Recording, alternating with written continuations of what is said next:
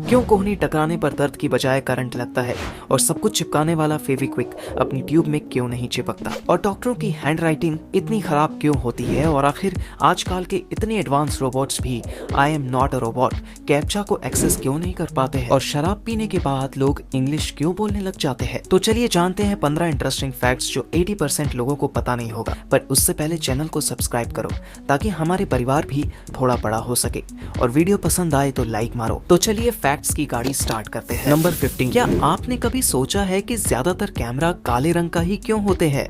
Actually काला रंग बाकी रंगों की तुलना में कम मात्रा में लाइट को रिफ्लेक्ट करता है, इसीलिए फोटो में कैमरे की रिफ्लेक्शन नहीं आते और फोटो परफेक्ट आती है। और दूसरा कारण ये है कि वाइल्ड लाइफ फोटोग्राफर रात के समय भी फोटोग्राफी करते हैं, ऐसे में कैमरे का रंग काला होने से जानवरों को दिखाई नहीं देता है, जिससे फोटोग्राफर को आसानी होती है। और तीसरा रीजन ये है कि ब्लैक कलर जल्दी से गंदा नहीं होता। नंबर 14, क्या आप जानते हैं कि रूबिक्स क्यूब का आविष्कार कब और किसने किया था? दरअसल हंगरी के अर्नो रूबिक ने 30 जून 1974 में रूबिक्स क्यूब का आविष्कार किया था। और मजे की बात यह है कि पहली बार रूबिक्स क्यूब को हल करने में खुद अर्नो को ही 1 महीना संघर्ष करना पड़ा था। नंबर 13, जीन्स की पॉकेट पर ये छोटे बटन क्यों लगे होते हैं? असल में इस बटन का इतिहास काफी पुराना है। पहले खदानों में काम करने वाले मजदूर ही अधिकतर जींस पहनते थे, और मजदूरों की शिकायत रहती थी कि उनकी जीन्स की जेब जल्दी फट जाया करती है। उनकी शिकायत पर कंपनी ने एक नया तरीका निकाला, और कंपनी ने जीन्स के पॉकेट के किनारे पर मेटल के छोटे छोटे बटन लगा दिया। इस बटन को लगाने के बाद पॉकेट मजबूत बन गया। नंबर 12, क्या आप जानते हैं सड़क पर इस तरह की लाइनें क्यों बनी होती हैं? दरअसल इन लाइनों के पीछे जानकारी छिपी हुई होती है। जैसे सड़क के बीच में पीली रेखा का मतलब है ये खराब रोशनी वाला क्षेत्र है और यहाँ बहुत तेज गाड़ी नहीं चलानी चाहिए, और बिना गैप वाली लंबी सफेद लाइन का मतलब उस सड़क पर तेज गति से ना चले। इसका मतलब ये भी है कि उस सड़क पर आगे चल रहे वाहन को ओवरटेक नहीं करना चाहिए। और कुछ जगहों पर सड़क के बीच में 2 लंबी पीली लाइनें होती हैं।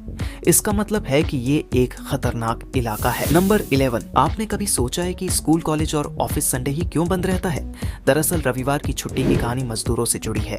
साल 1857 में मजदूरों के नेता मेघाजी लोखंडे ने मजदूरों के हक में कहा कि मजदूरों को साप्ताहिक छुट्टी मिलना चाहिए ताकि वे अपनी थकान मिटा सकें। माना जाता है कि उनकी कोशिश के चलते 10 जून 1890 को ब्रिटिश शासन ने सबके लिए रविवार के दिन छुट्टी घोषित की। नंबर 10, क्या आपको पता है कि पुराने समय में चीन में अपराधियों को गुदगुदी देके सजा दी जाती थी, और यह तरीका इतना कारगर साबित हुआ था कि अपराधी को गुदगुदी करने पर वे अपना गुनाह आसानी से कबूल कर लेते थे। नंबर 9, क्या आपने कभी सोचा है कि शादी में दूल्हा घोड़ी पर क्यों बैठता है? दरअसल ऐसा कहा जाता है कि शादी से पहले और शादी के बाद की परिस्थिति अलग अलग होती है। शादी के बाद लोगों की ऊपर जिम्मेदारी आ जाती है, इसी को देखते हुए दूल्हे का घोड़ी पर चढ़ने का टेस्ट लिया जाता है। कहा जाता है कि अगर दूल्हा घोड़ी पर चढ़ गया मतलब वो सारी जिम्मेदारियों को निभा पाएगा, और घोड़ी पर दूल्हा को इसलिए बिठाया जाता है क्योंकि घोड़ी को घोड़े से अधिक चंचल माना जाता है। मतलब कि टेस्ट को थोड़ा और क्रिटिकल बनाना है। वैसे आपका टेस्ट हो गया है या फिर बाकी है? कमेंट में जरूर बताना। नंबर 8, जहां हमारे देश में लोग बहुत शौक से दाढ़ी रखते हैं, वही आपने देखा होगा कि कोरिया के लोगों की दाढ़ी न की बराबर होती है। क्या आप जानते हैं ऐसा क्यों? असल में कोरिया के लोगों की दाढ़ी बहुत कम आती है, और ऊपर से ये लोग थोड़ा सा भी दाढ़ी रखना पसंद नहीं करते हैं। दरअसल कोरियन लोग दाढ़ी रखने वाले लोगों को अशुद्ध और आलसी के तौर पर देखते हैं, इसलिए वो लोग कम या फिर बिल्कुल दाढ़ी नहीं रखते हैं। नंबर 7, अक्सर आपने गौर किया होगा कि पेन के ढक्कन में छेद बना होता है, पर इस होल के पीछे का साइंस बहुत कम लोगों को पता होगा। दरअसल कुछ लोगों को पेन के ढक्कन को मुंह में लेने की आदत होती है, और लोगों की इस आदत के कारण पेन का ढक्कन में ये छेद दिया जाता है ताकि अगर गलती से पेन का ढक्कन गले में अटक जाए तो उस छेद से हवा आती जाती रहेगी। नंबर 6, क्या आपको पता है कि 11 साल का एक लड़का कैसे पूरे दुनिया के 2% लोगों में शामिल हो गया? दरअसल एक 11 साल का लड़का जिसका नाम एड्रियन ली है, इसका IQ लेवल आइंस्टीन और स्टीफन हॉकिंग जैसे वैज्ञानिकों के स्कोर से भी 2 अंक ज्यादा है, और अब एड्रियन ली मेंसा सोसाइटी का सदस्य बन गया है, जो दुनिया के सबसे बुद्धिमान लोगों का समूह है। नंबर 5, क्या आपने कभी सोचा है कि शराब पीने के बाद कुछ लोग इंग्लिश में क्यों बात करने लग जाते हैं? दरअसल साइंस मैगजीन साइकोफार्माकोलॉजी ने रिसर्च करके पाया कि शराब सोशल एंजाइटी और बेचैनी को कम करती है, और यही कारण है कि जब कोई बिना चिंता के लोगों से बात करता है तो कुछ टाइम के लिए हमारी दूसरी भाषा बोलने की क्षमता बेहतर हो जाती है। पर कुछ महान लोग नशे में अंग्रेजी के ऐसे ऐसे शब्दों का इस्तेमाल करने लगते हैं जो वास्तव में अंग्रेजी के होते ही नहीं। नंबर 4, आजकल कैप्चा क्यों भरना पड़ता है? एक्चुअली आप इंसान हैं या रोबोट, इसकी जांच करने के लिए वेबसाइट में कैप्चा कोड दिया जाता है जिससे डेटा सुरक्षित रहे और सर्वर हैक न हो पाए।